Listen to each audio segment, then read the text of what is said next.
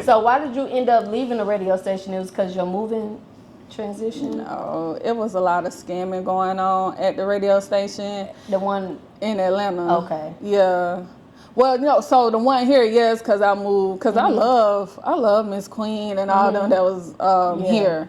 But the one in Atlanta, it was like, and that's one thing about Atlanta. That's Scam Central. All right, Atlanta, Florida. Listen.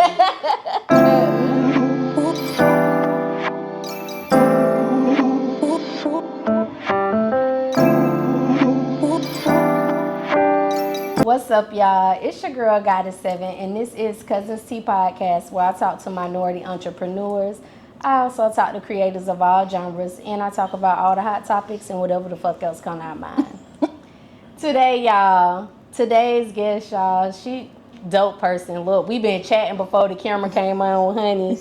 Good energy over here. She's a media personality who previously tapped into radio personality, where she had her show called Juice Talk on 94.7, the link that's out of Atlanta.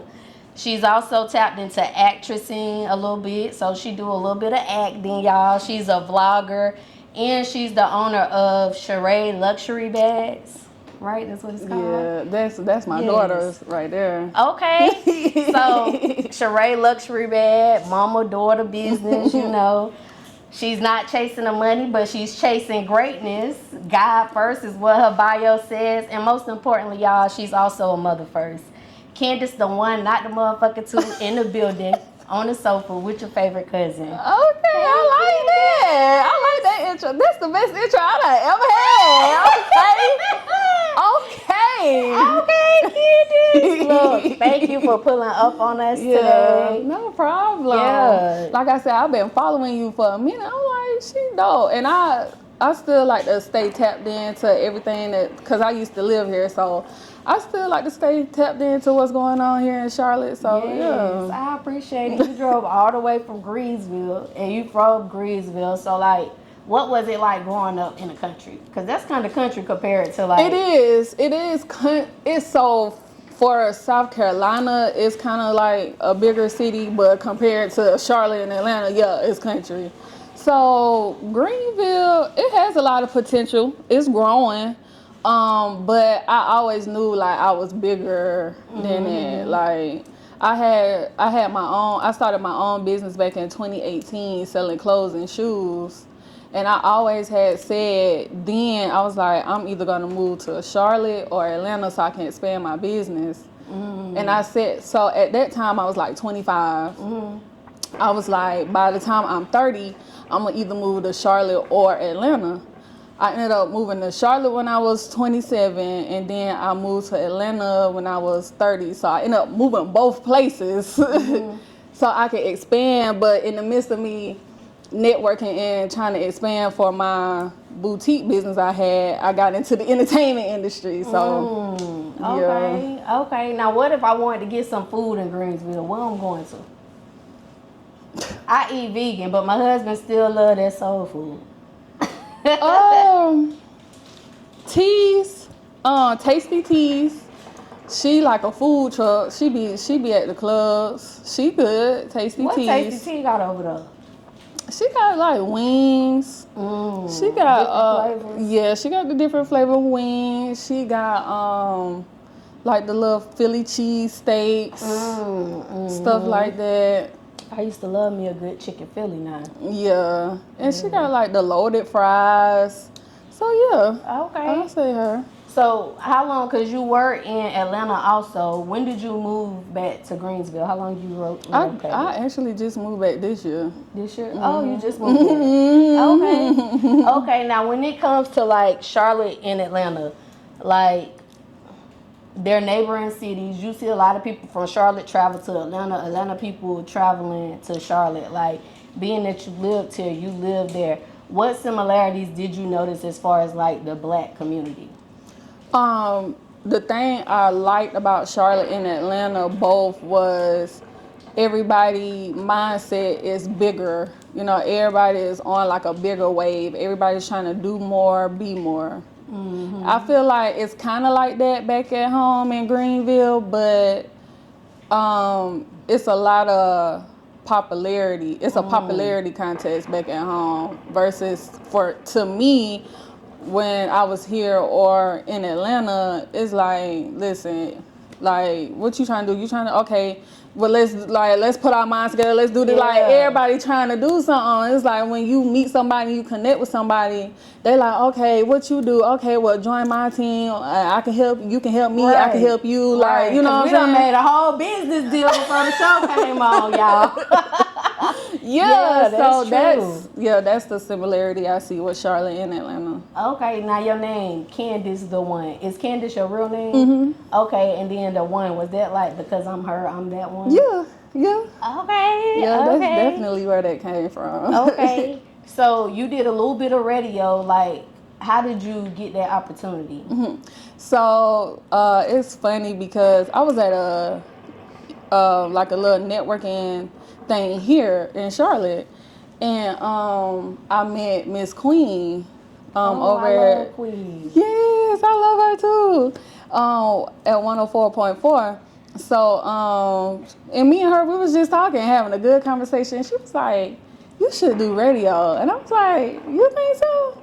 And she was like, "Yeah." She was like, "You got the personality." And I was like, So she was like, just follow. She was like, follow us on social media, whatever. So I'm following the page, and then like every time I get on Instagram, I see like want to have your own radio show, and I'm like, is this a sign? Like, let me just go ahead and take her up on her offer. So I hit her up, and yeah, that's how I got into it. How long were you doing it for? Like all in total with Derek in Atlanta? 2 years. Only 2 years. So when you applied for the position, like what was the next process? Like was it anything that you had to bring with you? Like how did that process go for you getting into that position? Here? Or in general, when you become a radio personality, like what's that process once you get in there? Well, I guess here, since she knew like I never done it before, it was just like a lot of training I had to do. What the training consist of? Just training on how to work the controls, like when you playing music or when it's time for you to talk or whatever. Then they had to train me on how to construct a radio show. It ain't just like you get on there and you be like, yeah. No, like it's like you got to come up with your segments, what you're gonna talk about on your segments. You know how sometimes when you're listening to the radio before a segment come on, you might hear like a little song introducing it. Yeah. So you gotta either make up your own little song or pick a song that's already out that correlate with your segment. So it's really more than what I thought. I'm thinking I'm just about to get on there and just start talking. They like, no, you gotta organize your show. And I'm like, dang, okay. So so it was just a lot of training with that. So because like it's a radio station and you had to come up with your own opening, like is it kind of easier because they got access to all the music, like they got rights to use the music? So was it like easier? Well, to me it was kind of harder because you had to construct it, because it's like you had to organize and construct it in a certain way. So it's like, and then I literally used to have to write down what I wanted to talk about so I could stay on topic, so it won't be like I'm all over the place. So that was kind of harder because I'm thinking if I could just get on and just talk about whatever comes to your mind. Yeah. Okay. But it's like, no, you can't be like that because you're gonna have your listeners lost. Like you don't want to have them lost and trying to figure out what you talking about because you all over the place. Like you gotta have that organized. So it was kind of harder, even though it's like you organizing, but it was like harder because it's like, dang, like. But I had got so good by the time I got to Atlanta. I had got so good with it, with my segments and everything. Like before, when I was here doing radio, I had to write everything down. Then when I got to Atlanta, I ain't have to write nothing down because I already knew, like, okay, like I know what I'm gonna talk about in my segment. I know I'm not gonna overdo it or whatever. So it's kind of like once you get in that groove and you know what to do, it's just easy. Now at that point, it feels like you could just get on and talk and say whatever, but you're really not. You still organized. You still got your segments set up. I just didn't have to write it down no more. Okay. So 94.7 The Link, like how did that opportunity come about for you in Atlanta? So I knew that even though, okay, I had set a goal back when I was 25, okay, I'm gonna either move to Charlotte or Atlanta. But even when I got here, I was like, I still want to move to Atlanta to see, because I was like, dang, I got here, I came here to expand my boutique, my business boutique, but I ended up getting into, and not only was I doing radio, but I was managing an artist too. Oh yeah, I seen that in one of your interviews from South Carolina. Yeah, so I got here, I started managing an artist, and I got into radio. So I'm thinking, if I did that here, I could probably move to Atlanta and see what I can get into in Atlanta.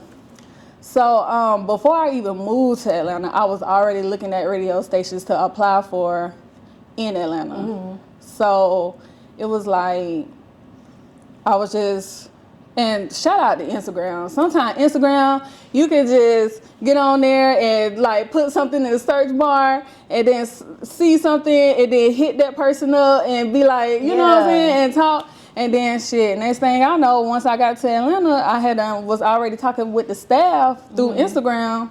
So once I had got to Atlanta, they, interviewed me, and I already had a position like not even a month after I moved to Atlanta. Okay. So for any cousins that's watching and they looking to tap into like becoming a radio personality, what are some of the qualities that the station look for to bring you on to get your own show? The main thing is personality. Like, you don't even have to have experience in radio a lot of times. You just gotta have that personality for real. And you have to have that mindset to want to learn, because you do have to learn. Well, it depends on if the station has a person to work the control panels, but you have to learn the control panels. You have to learn how to work the different things on a computer. So if they don't have that at the radio station, have that person at the radio station that's doing that for you, you gotta learn all that stuff. So you gotta be willing to learn, and you really gotta have that personality like that. You gotta have a big personality. Yes. Okay. Yeah. Okay. So your show called Juice Talk. So of course you have juicy conversations. What would you say is the juiciest conversation that got the most traction that you had so far? So Juice Talk was really like gossip, like celebrity gossip. I think, and I used to talk about so much. Oh my God,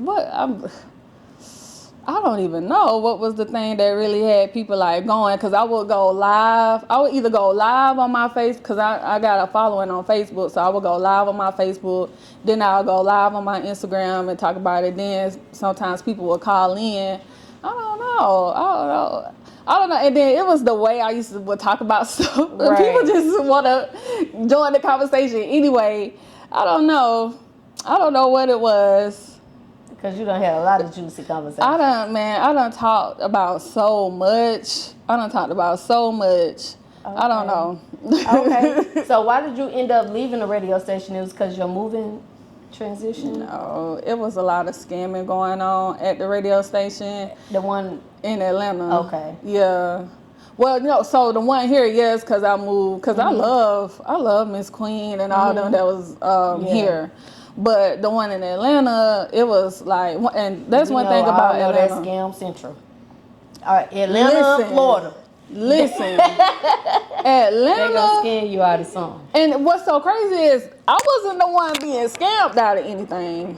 It was my coworkers at the station that I was seeing like, damn, like the owner was like doing some fucked up shit. I'm like, damn.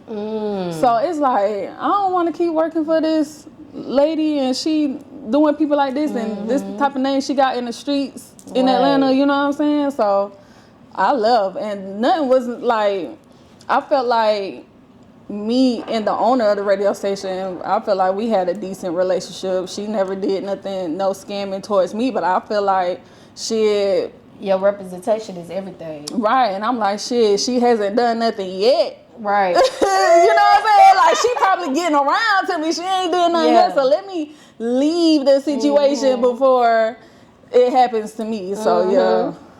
So, are you going to tap back into radio again? I do. No? I do want to. So the radio station, like 104.4 here, and then 94.7 The Link are internet radio stations. Like you could download like the Odyssey app, iHeartRadio app, and listen to those stations. So my plan, the next station that I do work for, I do want it to be like FM AM radio. Okay. I would prefer that because it's syndicated, you know, like you can, you know, not only, you can also go on like a Odyssey app or whatever to listen to the AM, FM, but it's more syndicated, you know, like the artists who music get played on there, they get paid versus like the internet radio stations, like the artist is not really getting paid to, you know what I'm saying? Yeah. Then the FM, AM stations, you know, they get access to more things, to more events and stuff like that. So I would rather go that way. Yeah. Okay. So when you left the radio, you took Juice Talk to YouTube. Yeah. And one thing that I loved about when I watched your episode on there is that during a commercial break, you played artist videos. Like, what made you want to do that as far as supporting the artists with putting their videos inside of your podcast? Because I feel like no matter how, whatever, I don't feel like, I don't think I'm the biggest person or whatever, but no matter how my platform, how big my platform get, I still want to cater to the independent artists because I feel like that's the whole reason why I even got into this industry is because I was working with an independent artist, you know, I manage the artist, so I just feel like I'm going to always have my platform for them, you know what I'm saying? Like I'm not going to, even when I was doing radio in Atlanta, you know, especially my people back at home in Greenville, like, yeah, I was playing their songs, like, on the radio. So I'm always going to support the independent artists, no matter what. The video that you played in that episode, you was, like, explaining about how you left the radio and now this show. I think that was your first one that you did on YouTube. Was that the artist that you was managing? The first video that you played? I don't think so. No? I don't think so. Okay. Okay. Yeah. Do you want to get back into Are you going to do podcasts I want to. So, yeah. So, when the next time I do Juice Talk, I want to kind of have a better setup because I was doing it in my living room because I just wanted to do it. You know what I'm saying? You know how it's like, you know, they be like, just do it. So I'm like, you know what, I'm going to just do it. But I was in my living room. I didn't really have like a nice setup or whatever. So the next time I do it, it's going to be a better setup. Right. You know, it's going to look a little bit more professional, you know, so. Okay. So when you was in Atlanta, you was also working with Who's Poppin' magazine. Like, how did you get that? You do your research. You do your research. So that's crazy. Okay, so those are my co-workers who, and shout out to Pinky the Boss and Kamari Hayes. Those were my Is Pinky the one that owned a vegan restaurant? No. Oh, okay. She owns Who's Poppin' magazine. Okay. But so Pinky and Kamari, they work with me at 94.7 The Link. Those were the co-workers who was having problems with the owner. And like it was a lot of little scamming issue going on and this and that. So they left the radio station first. And I remember when they left because I would come in the radio station to do my show and I'm like, where Pinky? Where Kamari? Like, where everybody at? Like, so they had hit me up and then they was telling me what was going on. And so Pinky was like, man, I'm just about to leave the radio station. I'm about to I want to start my own magazine. So I'm like, shit, like, whatever, if you do it, like, shit, I'm going to support, you know, like, whatever you need for me to do, like, I'll do it. And so, because I fucked with them, like, they was real cool, and I was like, damn, that's fucked up, how y'all getting treated. So I'm like, you know what, like, I'll come fuck with y'all, because at the end of the day, like, you gonna meet people, especially in Atlanta, you gonna meet people who think, like, you supposed to rock with them and fuck with them because of who they know and they name and how big they think they are. I don't care about that. Like, I fuck with people who genuine and who, you know what I'm saying? And so my coworkers who I worked with at the radio station, they was genuine. Like, I fuck with them. Right. Versus, you know, the owner, she thinking she this and she that. People supposed to fuck with her because she thinks she this. Like, no, I'm gonna go with the genuine people. So that's when I left the radio station. I started fucking with my coworkers when they started the magazine. So what exactly was you doing with the magazine? So I was hosting because she was throwing showcases. So I was hosting the showcases, and then I was doing a little bit of the marketing for it because I'm in school now for business marketing. I'll be done next year. Thank you, God. How was that school process for you? It's been long. You said, thank you, God. It's been long. It's been a long 3.5 years. But you did it, girl. You almost at the finish I'm line. almost done. I have my bachelor's next year, so thank you, Lord. But so I was like, okay, so let me, you know, try to do a little bit of the marketing for the magazine so I could kind of get a feel of, you know, like what marketing would be. Like, you know, once I graduate or whatever. So she let me do a little bit of the marketing, and then I will host the showcases that she would have. So, you know, just really, like I said, I want to support. So wherever you, whatever you need me to do, I'll do it. So she'll be like, you know, like, I need you to host, you know, a showcase. Okay, I'm coming through. But she like, you know, help me with the marketing. Okay, so yeah. Okay. So when it comes to like you in the media industry right now, like what is it that you do right now with media? Can you talk to the cousins about that? Yeah, so media, so I decided to just step out and do media because I realized I really like talking to people and kind of like how you doing me, like interviewing me, like asking the people like what make you want to do what you're doing, or you know where you know just you know getting to know artists or business owners or whoever I'm talking to. Like, I just realized I really like just seeing like where people coming from and how they elevating. So Right. Okay. So for any cousins looking to get their feet in the door when it comes to being a media personality, like what advice could you give them? Like as far as some techniques, what's some stuff they gonna need to prepare for and have ready? What they gotta do? I'm gonna tell you one experience I had working with the radio station, doing media, and this wasn't even. It was crazy because I was supposed to interview what's his name, Young LA. You remember him? That ain't I? Oh, yeah. He got futuristic. So yeah. Okay. So I was supposed to do his interview, but I was just starting out. So one of my coworkers at the radio station, she was like, you know, I got it, cause he, you know, I ain't gonna say he no big rapper, cause he not, but he got a little name for himself, and I was new, so I'm still kind of shaky. So she like, let me do it. So he was so rude. Yeah, look, Young LA? Yes.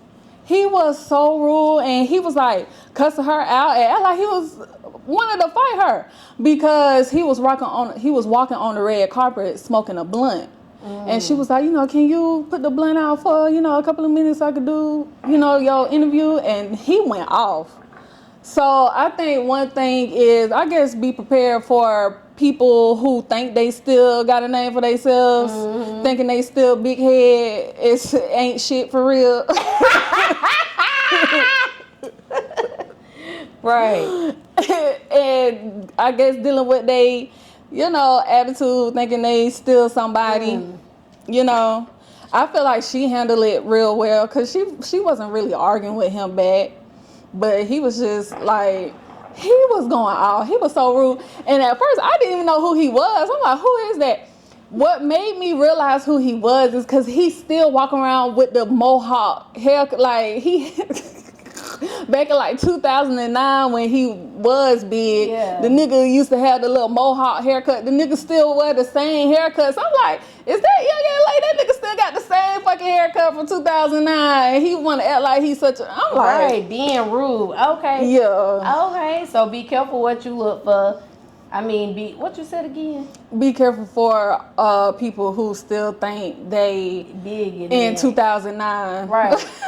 Like how he was. Because sometimes it might be some people who still popping who might act like that. Not all of them, so be prepared for that. Yeah, for those big egos. Big egos, right. Okay, so that was a bad experience. What about your best experience as a media personality that you had? I think the best experience is like meeting people who you like would see on TV, and it's funny because like when I first started working for the radio station in Atlanta, because working here, now working at the radio station here, I did meet a lot of big Charlotte names, you know what I'm saying? Because I feel like Charlotte has its own industry, and there's big names in Charlotte for its own industry.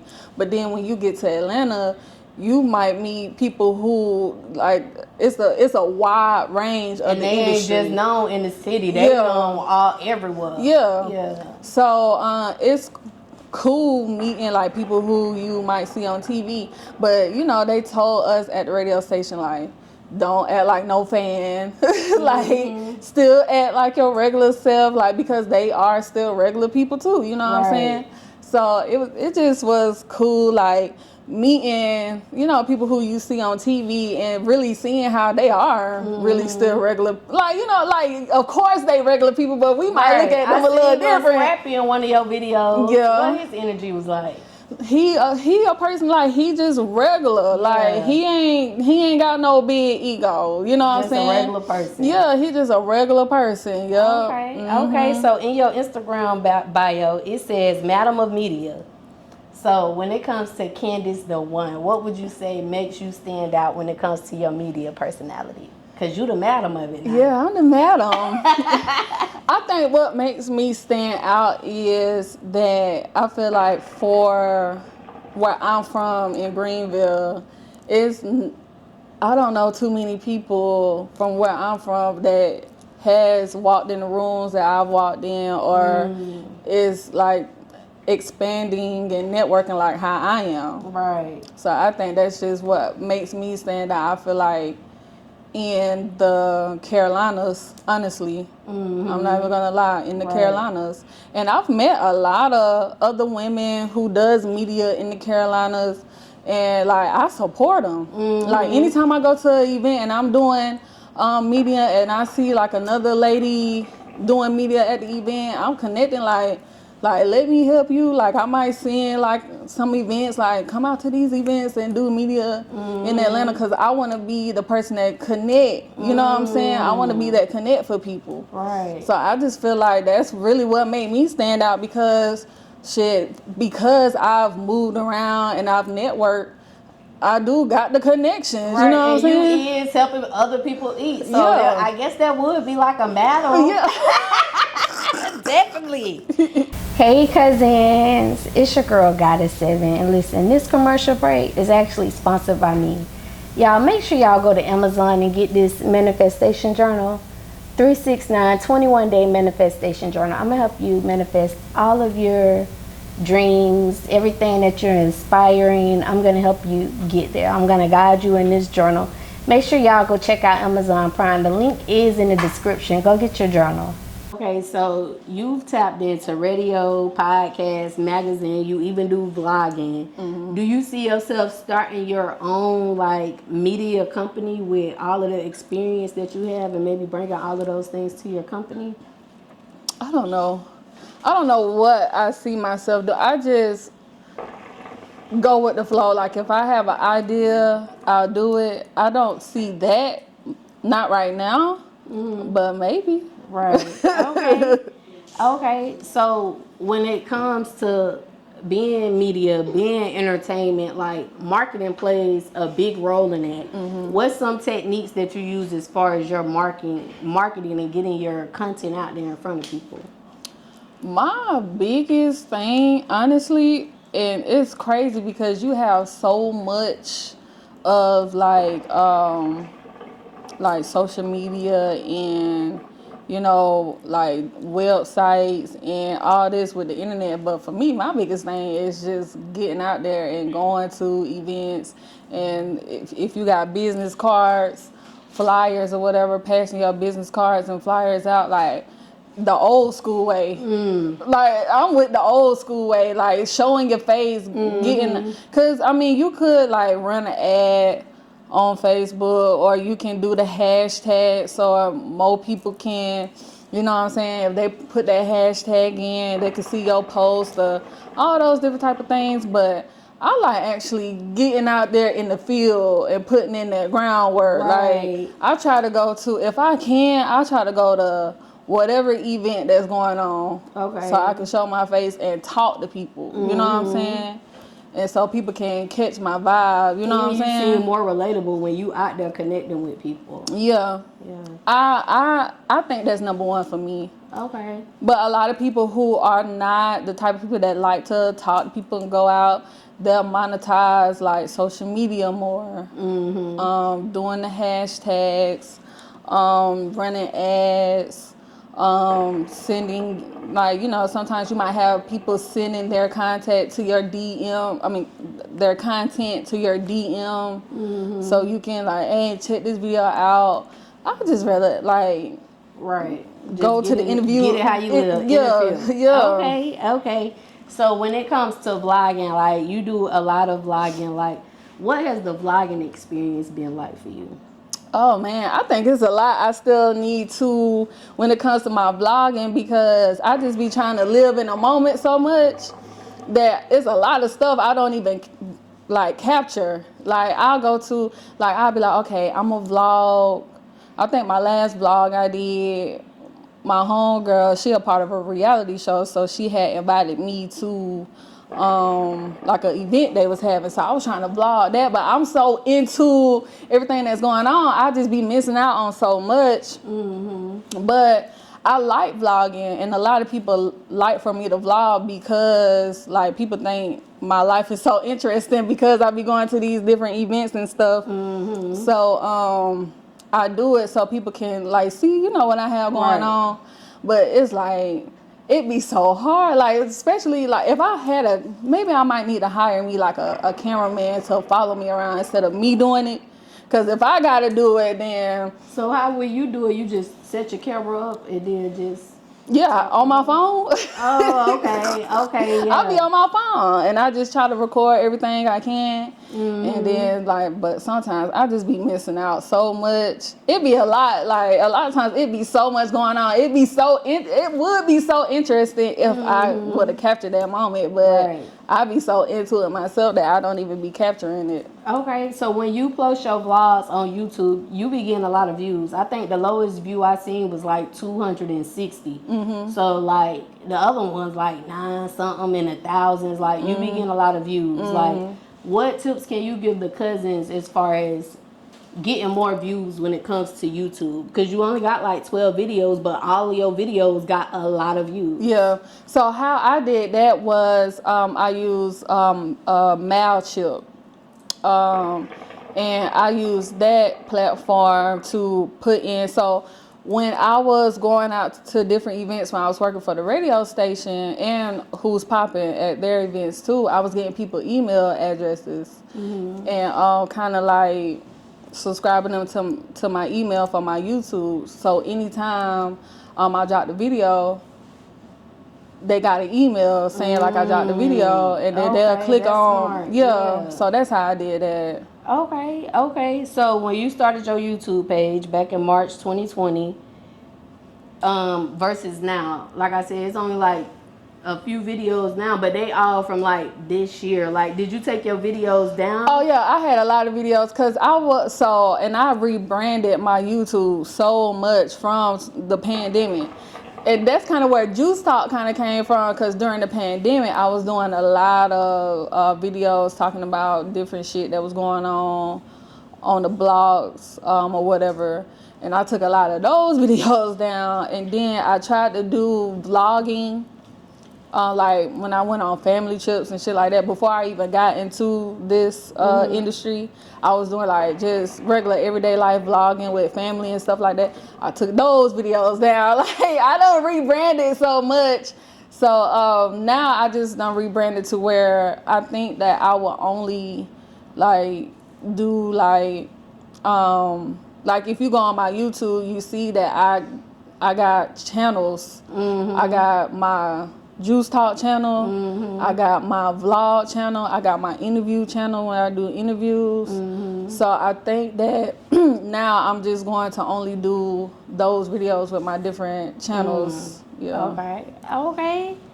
So you was talking earlier about being an artist manager. I did research and seen that you was an artist manager, like you said, for somebody in South Carolina. Like, how did you get into that?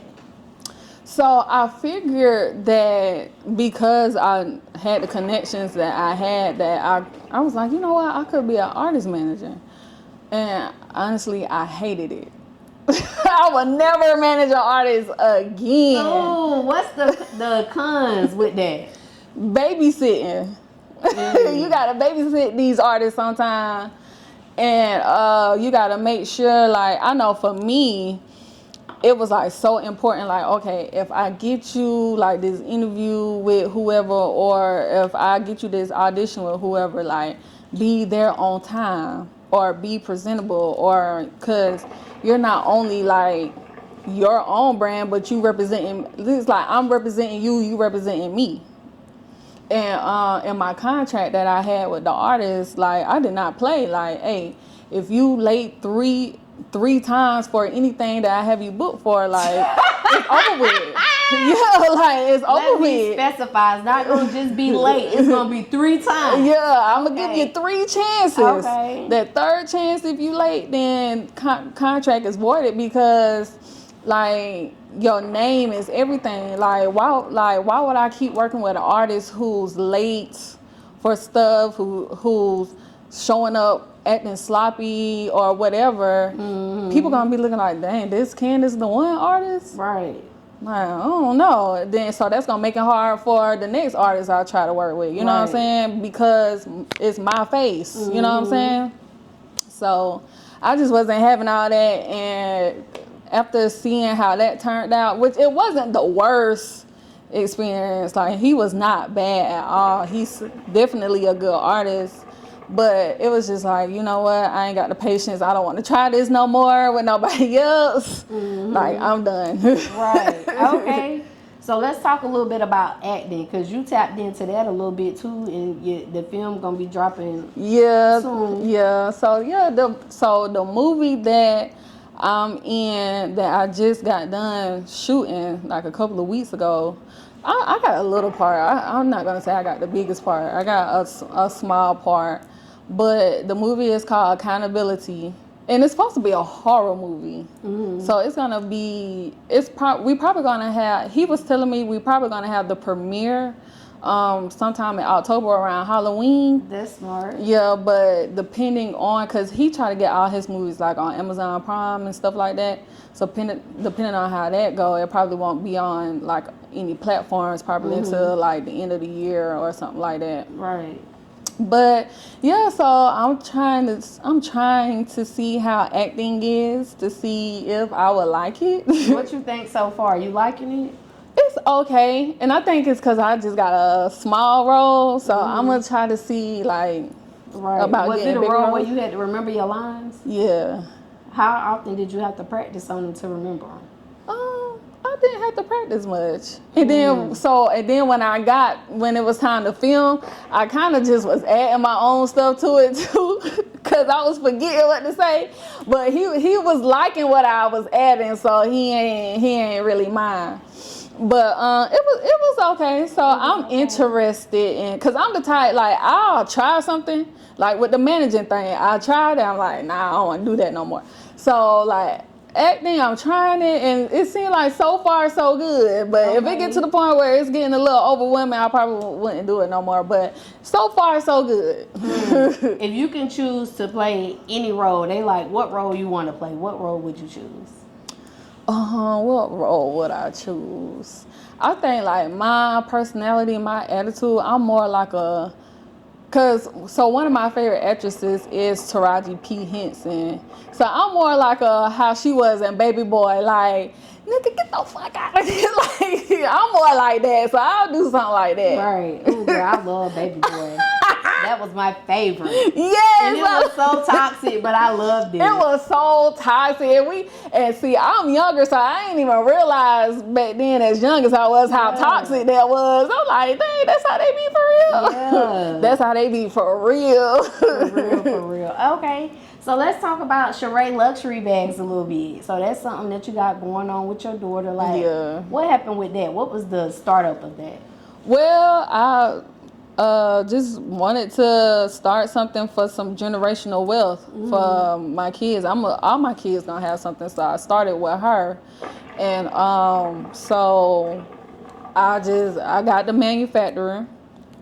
So I'm like, shit, let's just do like a luxury brand. And I feel like, shit, I'm in this industry where, shit, I can have video girls wearing it. I can have the bag in videos. I can market it like that. Right. So it's like. Now, is your baby into purses? She like a purse girl? She like the crossover bags. She more a crossover bag type girl. So, but it's crazy because I'm in marketing. We done went through a whole bunch of steps before, cause like I know on my page you see like the bags that we finna drop, but we done went through a whole process to even get to those bags. Like I done had a couple of samples that I let different people try out. Then we did a survey for, you know, everybody to vote on which samples that they liked, and those were the ones. Like, and that's so crazy. We was like, everybody like these. Like, we didn't even like the ones that we finna drop. We didn't even like those. Did y'all come up with like the designs and the colors and everything? Yeah. So the colors, the designs, like the manufacturers, they send us the different designs that they have, and we'll just pick, and then we'll pick out the colors that we want. Okay, so any cousins watching, they looking to start them a purse brand, Kandace the one. Like, what advice can you give them about finding companies that's gonna create that good bag, a cute bag for them? Definitely, if you have more than one manufacturer to work with, and get samples from each of those manufacturers, and actually like try it out, like open the bag, see, you know, if it's flexible, put a whole bunch of stuff in it, you know what I'm saying? Like, just test out the stuff and then decide, like, okay, I feel like you should have at least two manufacturers, two vendors, two manufacturers, whatever, to work with, just in case the one that you mainly work with, something going on with them, then you can fall back on the other one. Do they charge you for like the samples? Yeah. Okay, so you got to pay for the samples. You got to pay for the samples, and it's better to do your orders by bulk. You really gonna see like that wholesale price if you do it by bulk, which everybody know. You buy wholesale, then you sell it retail. You know what I'm saying? And it depends on like your packaging, like your price, what you're gonna sell anything for. You gotta factor in your packaging, your shipping, all of that. You know what I'm saying? Okay. So when y'all get ready for the release date, what's the price range that the cousins could be looking at spending when they come buy a Sheree luxury bag? We don't know yet. We don't know because so right now we're getting the inventory in right now, but we don't know how we're gonna package it yet. Okay. We don't know. What you think the lowest and the highest might be? So I tell people all the time, especially when you first starting out of business, you don't want to be too high. You know what I'm saying? You want to be a competitive price. You know, you want to be right there with your competitors. You know what I'm saying? And you want to at least make your money back that you know what I'm saying? So I feel like from what the money that we've put in so far, without the packaging and without the shipping and everything else, it's gonna be at least $150. $150. All right, that's good for a luxury bag. Yeah, because it's luxury. Especially if it's durable. You know what I'm saying? Yes, definitely. And it's gonna be where like, hey, you better get this because you're never gonna see this style again. You know what I'm saying? It's gonna be like a 1 in a million with whatever bag you get. You know what I'm Right. saying? You're Like, not going to see a too few many of this, people. a few of Yeah, that. you're not going to Okay. see too many people wearing the style that you have. Right. Yeah. Okay. What about the name? How did y'all come up with that name? That's my daughter's middle name. Oh, okay. Yeah, that's her middle Oh, I name. know she feel good about that. Yeah, I know she feel good. Ready to put on her charade ass. Yup, so. What would you say makes Sheree luxury bag stand out from other luxury bags? I think Sheree luxury bag is going to stand out because more, and that's why, like, if you go on our Instagram, you'll see like a lot of my daughter on there, because I want people to see like this business is a young girl business. Like my daughter, she 12. You know what I'm Right. saying? So this is like a black owned young girl business. Right.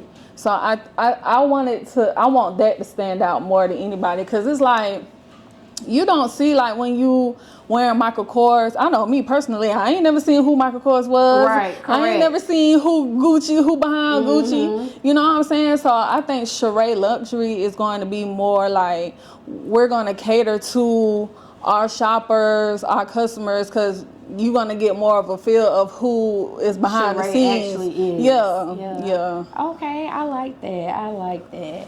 All right, so you got a lot going on when it comes to like you doing acting, you helping your baby with the bags, you into media.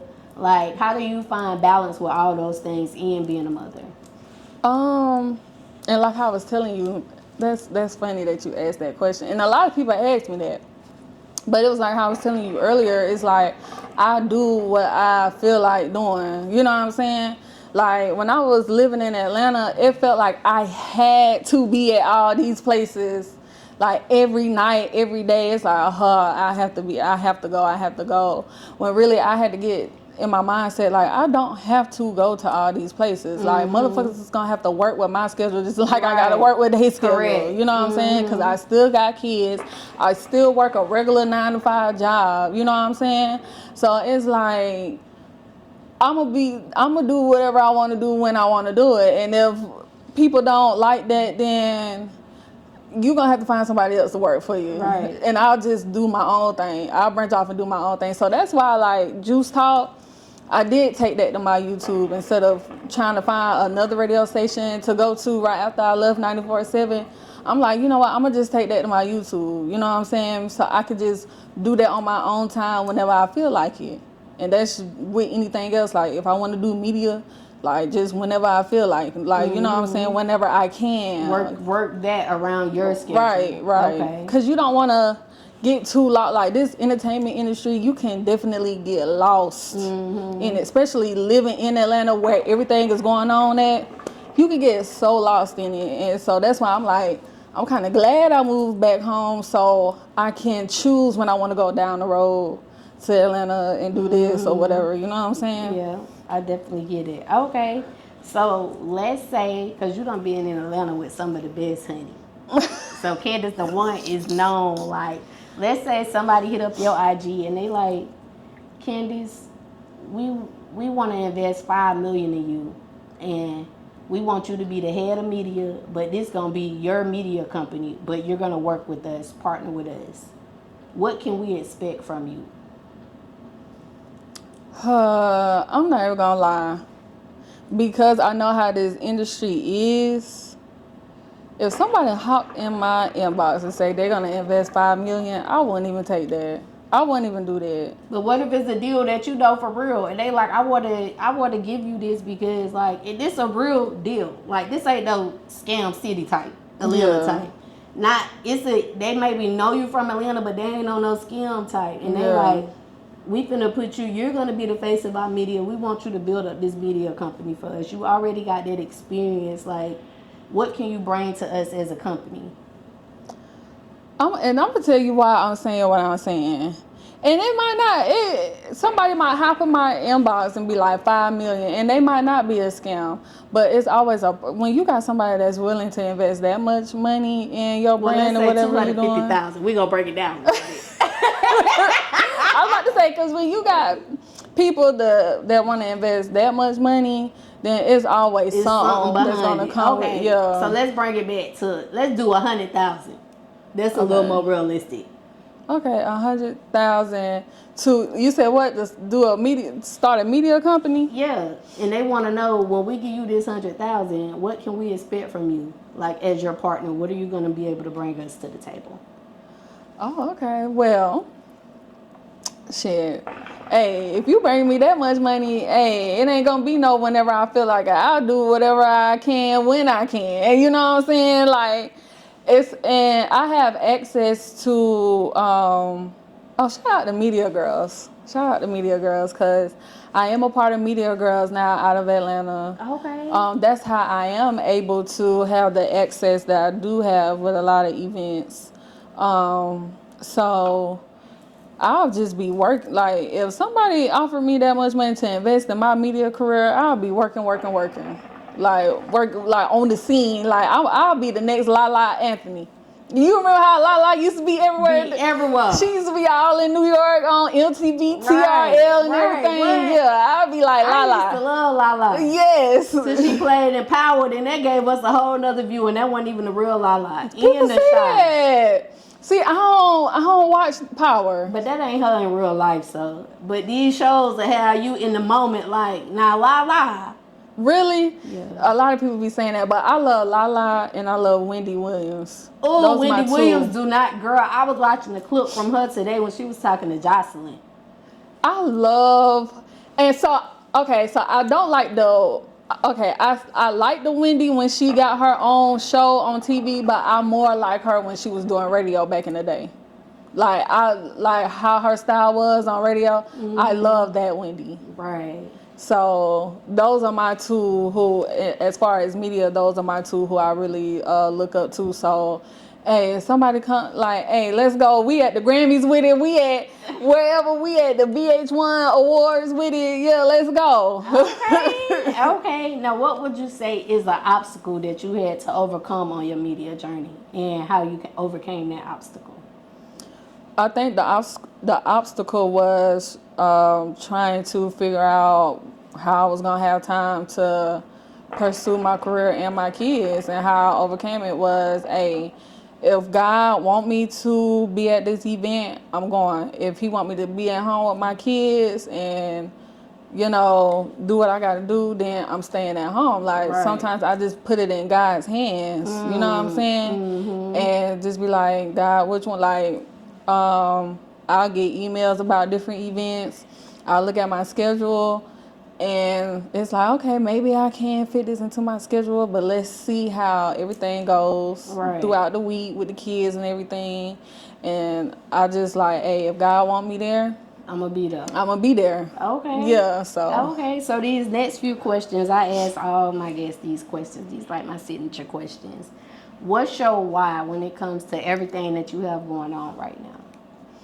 I think my why is I think it's crazy how my journey has been, because like I was telling you, like, I really moved to, when I first moved to Charlotte, I really moved here to expand my boutique business. Mm-hmm. And I just fell into this industry. So I think my why is just to see, like, where this would lead me to. Like, I done went from having a boutique business to doing radio to, you know, doing media to now I'm trying to see how acting is. So I'm just like really trying to see, like, where can I end up at? What direction God really want to take you in. Okay, and what about your ultimate goal? Like, what's your ultimate goal when it comes to your media career? My ultimate goal is to, like, I really do like how Wendy Williams started. I really love Wendy. So, like, how she started in radio and how she ended up with her own show on TV. Like, that would be so dope if I could do that. And doing, like, the same thing, because it's like me and, like, even when she was in radio, she was doing, like, the gossip, the celebrity gossip, like how I was doing.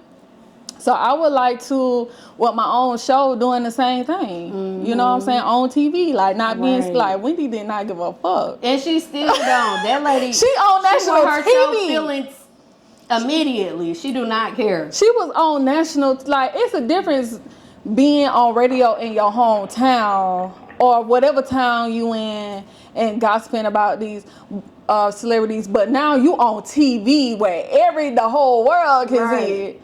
And she just saying what she say. Like I would love to do the same thing. Right. Because me personally, it's like I ain't trying to I'm not trying to like kiss nobody ass. Like I'm just trying to do like that's what she like doing. She like keeping up with celebrity gossip. Right. So and that's what she gonna talk about. because they wanted her personality to still be that same personality. Yeah.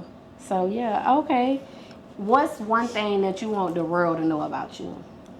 One thing I want the world to know. Okay, I feel like when a lot of people meet me, I guess because I don't know if it's the way I carry myself or the things that I've done, like people, like I don't know, they look at me in a different way, and I just want people to know like I'm goofy as hell, like I'm human, I'm flawed, like I guess because they see me like doing stuff like this and seeing other things I do, they just, I don't know, they think.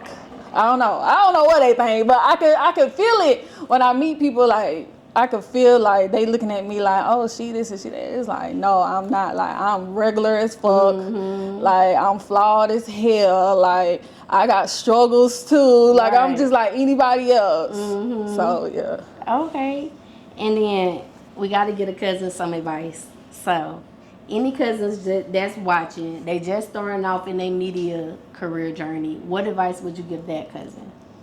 I think starting out, definitely join whatever team that you can join. Like if it's a radio station, if it's a social group that just like media girls, that they're like a social group that I join where they keep me up to date on events and stuff. If it's a social group, like join whatever you can join, be a part of whatever you can, be a part of, network, and then branch off on your own and do your own thing. Okay. And the last question is gonna be a question of the night. I get everybody a question of the night. So your question of the night is, since you are the originator of Juice Talk, we're going to talk about something juicy that's going on right now. Oh, Lord, yeah, let's do some Juice Talk, because I ain't did Juice Talk in a minute. Yeah, let's do some Juice Talk. Okay, what's up, y'all? It's your girl, Goddess7, and this episode is sponsored by a couple different sponsors. So y'all already know I had to shout them all out. First of all, y'all, I got to shout out Robinson Hustle 8. Because guess what? They branding us over here. Y'all see these cute little glasses that I be drinking out of? Hold on, let me take a sip. Y'all see this? Y'all see this right here? Y'all see this cute little liquor ice bucket, whatever you want to call it? They made all of that. So if you're looking for some custom shit, make sure y'all go shop with Robinson Hustle 8. They customize all your needs. I can't forget about Q3 Designs and Things. They're also a sponsor of Cuz's Tea Podcast, and they're a branding company for us. They made us these cute little shirts, y'all. Y'all like this shit? Y'all see this? Look, you need some custom shit for your business, go shop with Q3 Designs and Things, because they're going to get y'all right. They're going to get y'all everything that y'all need. I also cannot forget about Gemini Hookah, because they keep me smoking good on every motherfucking episode, y'all. Y'all see this hookah? They sponsored that for us. They did some other sponsorship, but most importantly, y'all, they got them hookahs, and y'all know I love hookahs. Look, y'all, hold on.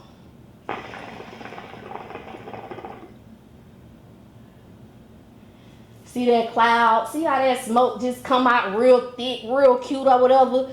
You could be smoking like that too, y'all. Go shop with Gemini Hookah. They got these ice packs. They got these portable hookah tips. You can take this thing anywhere with you. And they got hookah candles, y'all.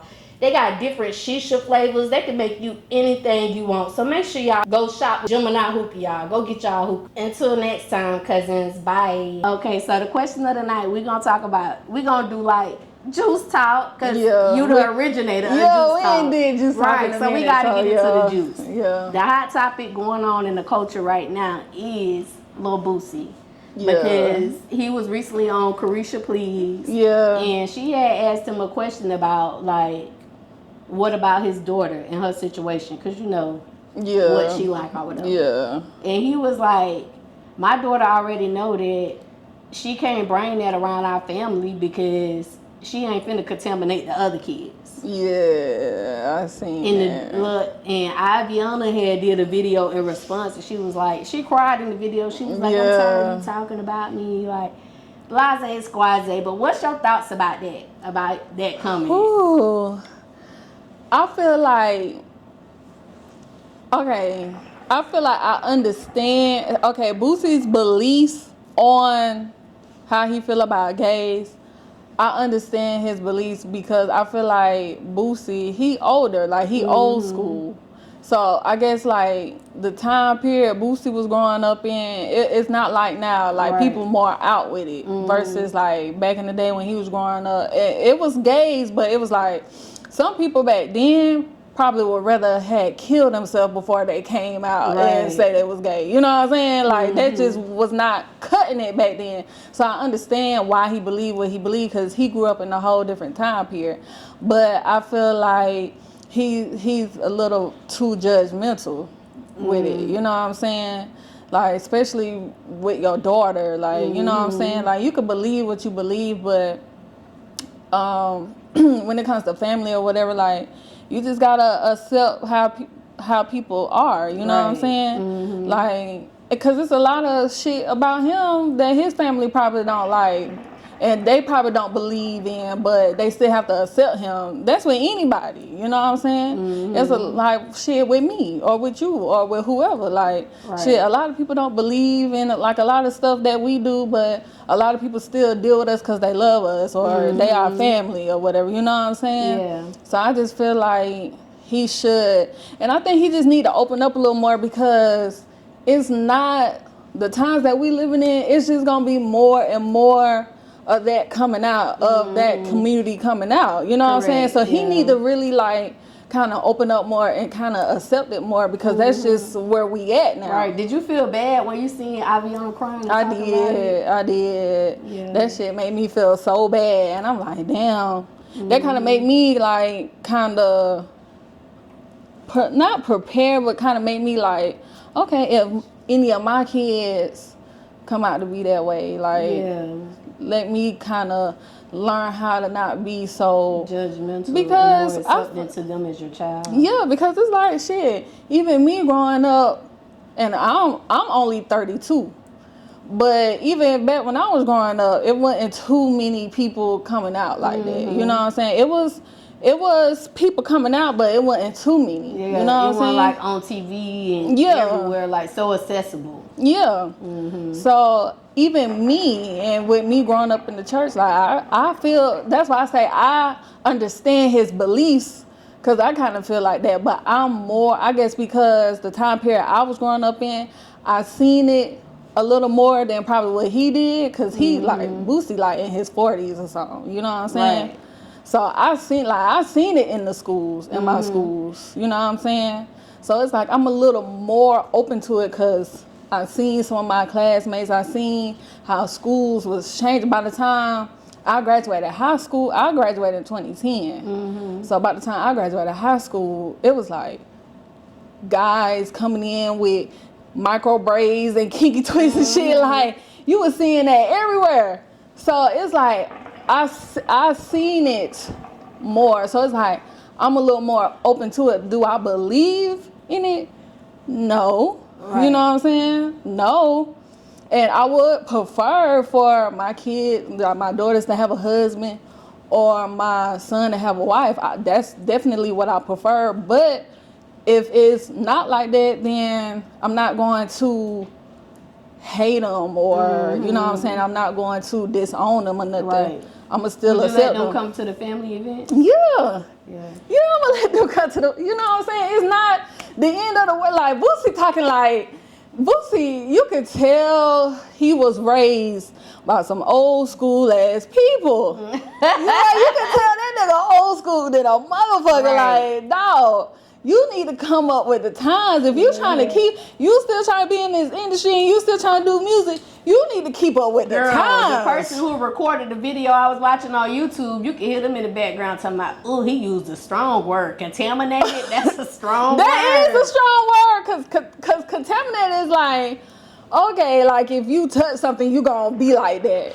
Like he talking like if the daughter come in the house and his other daughter touch her, she gonna be like that. Like, come on, pussy, like no. That's how I used to be back in the old days. Just like, you know, you grew up, well, I'm 43, but growing up in the house, they didn't say that shit. He got AIDS. You drink out of that cup, you gonna get AIDS. Like, that's how that shit, he gay. You drink out of that cup, you gonna be gay. Like, right. That's what I'm saying. He definitely grew up in the old school household. You know what I'm saying? Yeah. But it's like, but you gotta keep up with the times. You got, especially if you're gonna be in this industry, and then especially like Boosie got a 5-year-old daughter.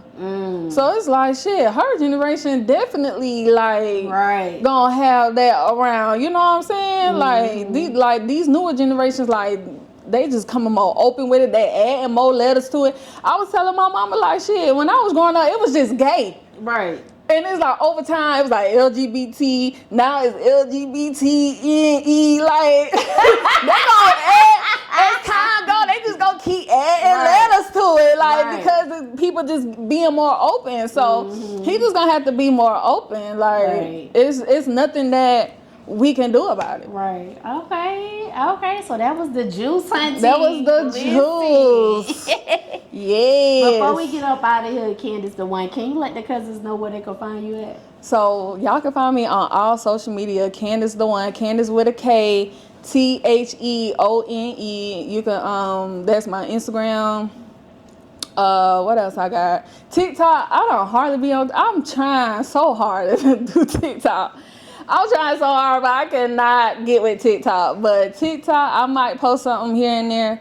Snapchat, and YouTube, Kandace the One. So yeah. Okay. Y'all already know who I am. It's your girl, Goddess7, and you can find me right here every week. Until next time, cousins. Bye. What's up, y'all? It is your girl, Kandace the One, and not the two. And I just got done doing an interview with my girl, Cuzn Tea Podcast, and let me tell y'all better tune in, and y'all better tap in, y'all better follow her on Instagram, and you better follow me on Instagram too. Kandace the One, y'all. Don't miss it.